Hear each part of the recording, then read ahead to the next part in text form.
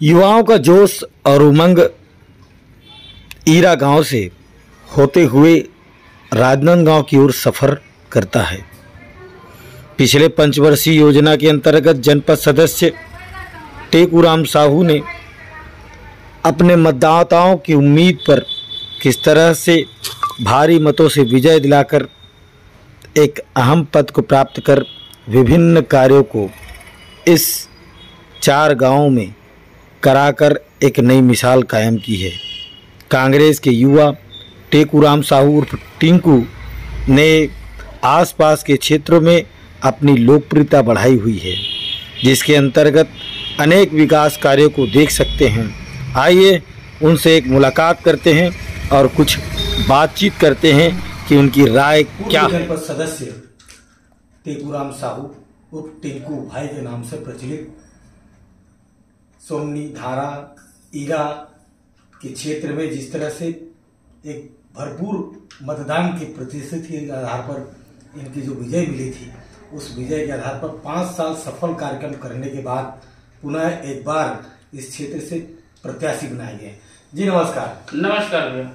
भाई बात बताएंगे कि आपकी सरकार थी और आप जनपद सदस्य थे, कौन कौन सा ऐसा काम किया आपने?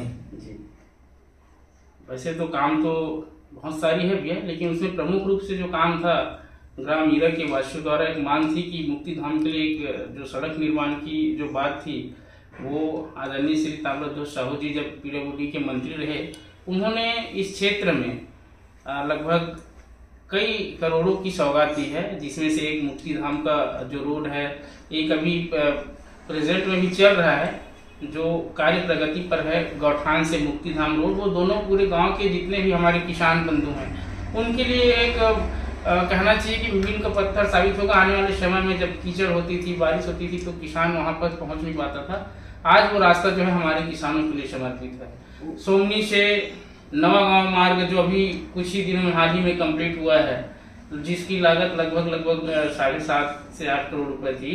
इधर एक 4.5 करोड़ के आसपास का ये भी था। उसके बाद में आदरणीय हमारे इस क्षेत्र में पेयजल को लेकर के बहुत समस्या थी, जिसमें इंटरवेल धीरी जो प्रोजेक्ट जो काफी विवादों में रहा, उसके लिए पीएचई के पास कोई अच्छा सा इंतजाम नहीं था, तो उनके लिए भी स्टाफ डैम बनाया गया है, जिससे आज पानी हमारे पास कहना चाहिए कि 12 महीने उपलब्ध रहते हैं, जिसमें इंटरवेल पानी की सुविधा। आपको एक बार जनता ने, यहाँ की जनता ने जिताया जी। आपकी पार्टी का बहुत अच्छा नारा था, नरवा गरवा गुरवा घारी। क्या हुआ उसका? देखिए, बहुत ही अच्छे स्तर पे जो कांग्रेस की योजनाएं थी, गौठान की जो योजनाएं थी, जिससे ग्राम के महिलाओं को रोजगार मिल रहा था, किसानों को जैविक खाद मिल रहा था, हमारी गौ माताओं की रक्षा हो रही थी, सुरक्षा हो रही थी, उनके लिए बहुत सारे व्यवस्था थे। लेकिन अब समय के साथ सरकार बदली और सरकार बदले हैं, तो गौठान की आप स्थिति अभी जाके देख सकते हैं, वहाँ एक जानवर भी नहीं रहता है। अभी भारतीय जनता पार्टी की सरकार है, किसानों को पैसा दे रही, मुआवजा दे रही है और महिलाओं को 1,000 रुपये दे रही है, तो इससे क्या इस चुनाव में कुछ फर्क पड़ेगा या ये व्यक्तिगत रहता है? नहीं, ये वाला पार्टी का चुनाव और जनपद पंचायत, ग्राम पंचायत, जिला पंचायत का चुनाव, पार्टी का भी इफेक्ट रहता है, लेकिन इसमें व्यक्तिगत संबंध, अपना खुद का कुशल व्यवहार, ये सबसे ज्यादा महत्वपूर्ण रहता है। इस क्षेत्र में मैंने 5 साल जनता का सेवा किया है। मैंने कभी किसी भी व्यक्ति को पार्टीगत नजरों से, पार्टीगत नीतियों से नहीं उनको देखा, ना ही उनसे ऐसा कोई नजरअंदाज किया।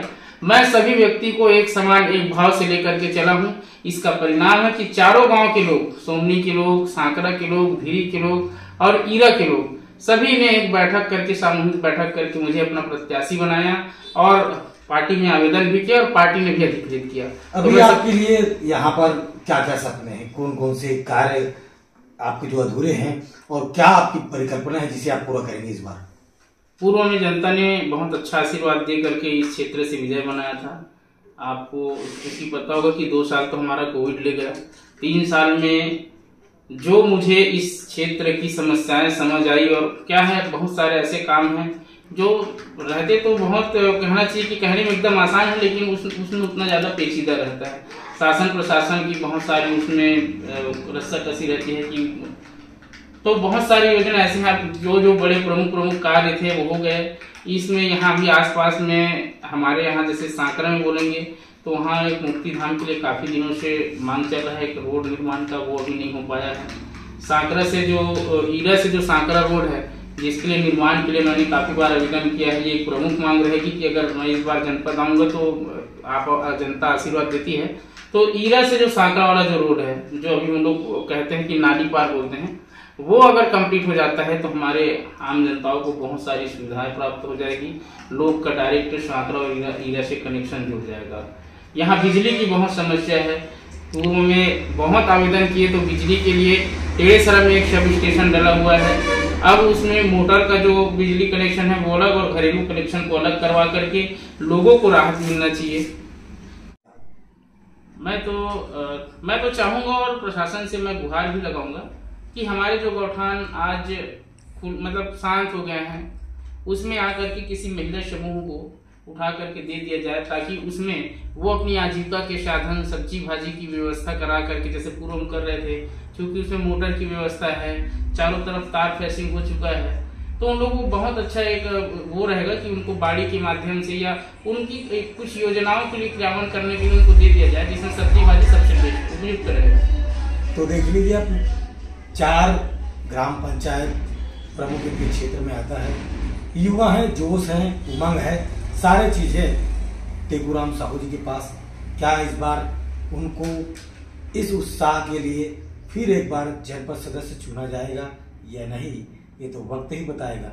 मगर कर्म का फल सही मिलता है, क्योंकि जिस तरह से इन्होंने युवा सोच के माध्यम से बुजुर्गों के साथ, महिलाओं के साथ जो समन्वय बना कर रखा था, उसका प्रतिफल अवश्य मिलेगा। देखिए लालटू की राजू सोनी, राजनांदगांव के साथ।